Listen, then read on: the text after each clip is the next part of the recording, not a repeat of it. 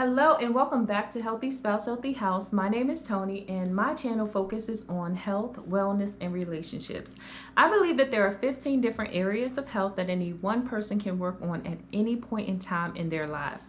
So each week I invite you to join me as I introduce, define, and discuss each one of those areas of health. And then in the end, guys, we make plans and we make goals so that we can become healthier in those areas so we can do better. Okay, y'all? That's what we're going to do. Now, this week we are discussing environmental health. And environmental health is the interrelationship between people and their environments. It's how our environment, what's around us, how it affects our health, whether it's a positive thing or a negative thing. It includes both the natural aspect of our environment, such as things that occur naturally, like, your trees, like plants, animals, the climate, weather, and natural resources. And then there's our built environments, and those are things that are man-made, like your home and houses in your neighborhood, buildings and roads, things like that, right? So our environment is a major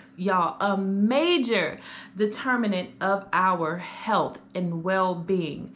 So we need a safe, healthy, and supportive environment for us to obtain and maintain just good health and for us to thrive wherever we are. So, just like the other areas of health that I have discussed before, environmental health starts at home. It's no different. It starts at home, and then it literally branches off and branches out into other areas of your physical environment. And that includes places that you go regularly and then places that you visit just for a time. It includes wherever you go and wherever your physical body is a part of your environment. And so because your environmental health, it starts at home, what I want to do is I want us to talk about a few basic principles for a healthy home. It's like when I talk about the basic principles, it's like just basic things, y'all. It's like, okay, when you're making something, when you have like a recipe and you have like your basic seasonings that you probably put in like most things that you cook. Like when you're like maybe fixing chicken or something like that, I don't know, whatever it is, you may have or vegetables, you may have your basic seasonings that you use, like your salt, pepper, onion powder, and garlic powder. And then it's like those basic things. That's what you start off with. That's your base. So these principles are your basic things that you use, for your recipe for a healthy home. And then after you start off with those basic things, then you begin to build on the flavors and add other things to your liking. So you begin to build on whatever it is or however it is you want your home to be and you want your home to be like. So anyway, here are the basic principles of a healthy home. So a healthy home should be clean. A healthy home should be clean. Now, I have a quick story. When I was younger and we used to go on like a family vacation or a day trip or something like that, like to the beach or something, my parents would have us clean up, y'all. My parents will have us clean up before we go on this trip. So not only are we packing and stuff like that, but we're also cleaning. And then they would say, because we don't want to come home to a dirty home, a dirty house. We ain't coming home to a dirty house. And I used to be like, man, no, we got to do all this work before we even go. But, eventually I figured, and I saw that I was like, okay, now this, okay, I understand now. Coming back home to a clean home, that means that you come in there, it's clean, you don't see anything that you have to do, you just relax. And, you know, after you've come home from vacation or a day trip or wherever you go. And so now that I'm older, those are things that I teach my children. You know, we ain't coming home to a dirty home. And then what about when just when you come home from work and your home is clean, you get to just collapse on the couch or whatever. There's nothing on the couch, or you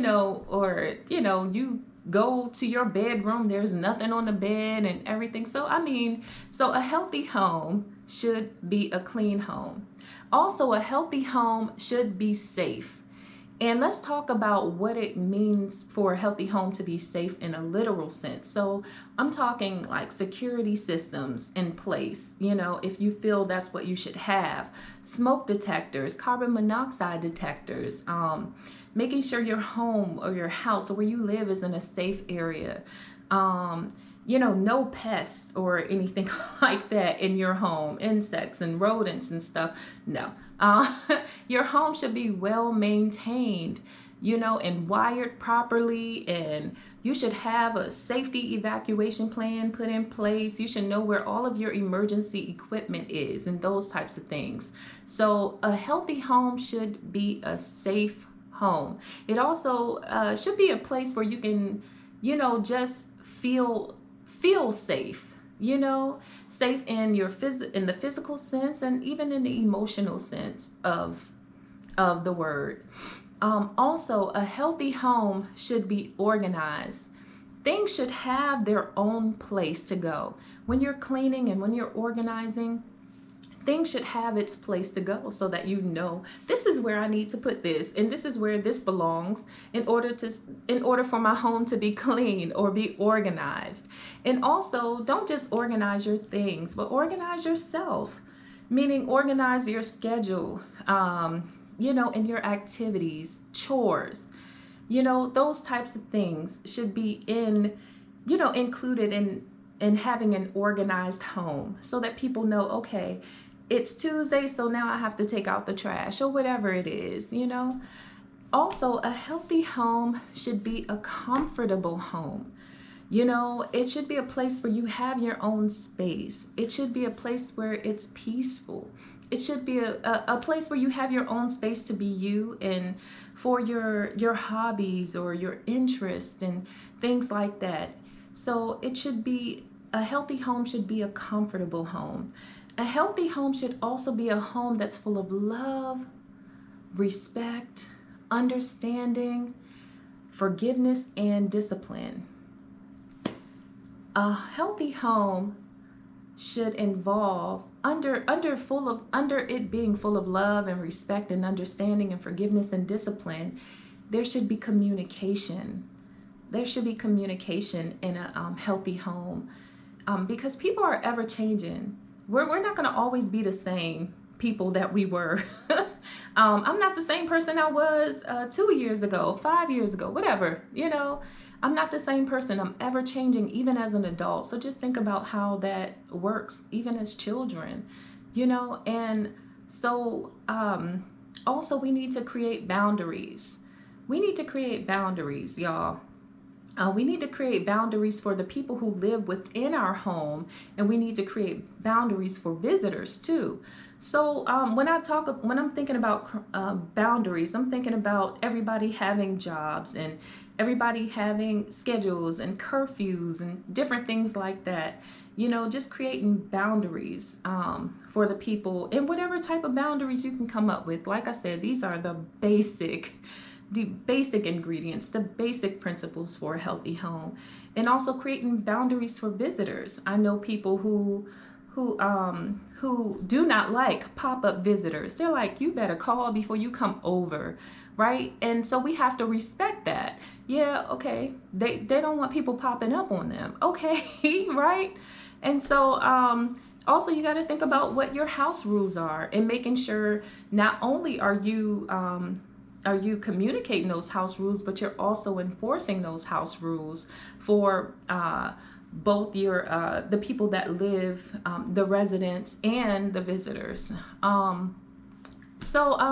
Guys, those are the basic principles of a healthy home so that you can promote environmental health or a healthy environment for your family.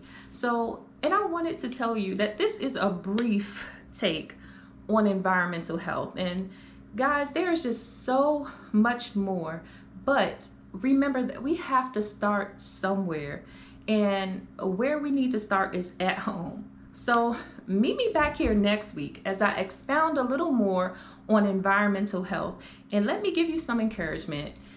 You know, if you are unhappy with your current living situation, you know, start changing what you can in small steps. Start somewhere though. Stop complaining and just like take action and start working on it, working toward your environmental health. Remember, faith without works is dead.